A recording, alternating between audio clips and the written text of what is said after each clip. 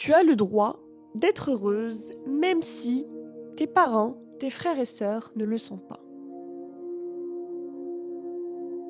Tu as le droit de te créer une vie qui n'a rien à voir avec celle que tu as vue dans ta famille. Et tu as le droit de te choisir quotidiennement, de te construire une vie qui te rend réellement épanoui sans ressentir la moindre culpabilité. Parce que peut-être qu'aujourd'hui, tu as l'impression de les trahir en te choisissant.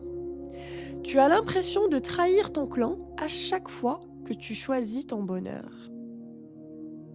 Et du coup, tu compenses en étant hyper disponible, hyper joignable, hyper conciliante.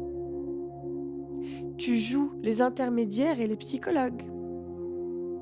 Et tu as l'impression d'être dans le service, mais en réalité, tu es dans le sacrifice. Tu sacrifies ton temps, ton énergie et tes rêves par la même occasion. Et au fond de toi, même si tu t'en rends pas compte, tu leur en veux. Tu as une rancune secrète et tu te dis même, mais pourquoi est-ce que je suis née dans cette famille? Pourquoi est-ce que ma famille n'est pas normale? Ma famille est un frein à mon évolution. Et là, je vais te dire quelque chose qui va peut-être te piquer, mais je vais te le dire avec beaucoup d'amour. Arrête de prendre ta famille comme une excuse et une distraction pour ne pas te concentrer sur ta propre évolution. Ce n'est pas ta famille le problème.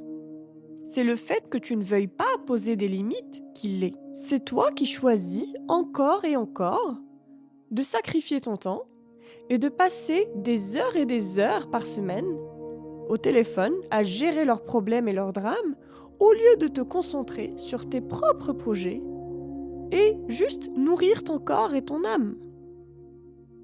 C'est toi qui choisis de rester victime de ton passé au lieu de devenir la divine créatrice de ton présent.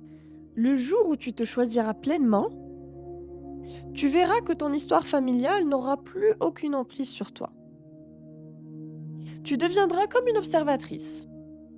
Une observatrice qui voit les failles et les dysfonctionnements de très loin et qui choisit tout simplement de ne pas y participer.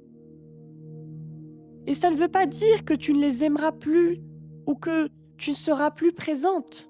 Bien sûr que tu le seras, mais plus aux dépens de ta propre santé mentale. Tu seras là, mais tes frontières seront sacrées. Donc aujourd'hui, cette énergie que tu gaspilles à vouloir les sauver, les changer, eh bien, redirige-la au bon endroit, c'est-à-dire toi.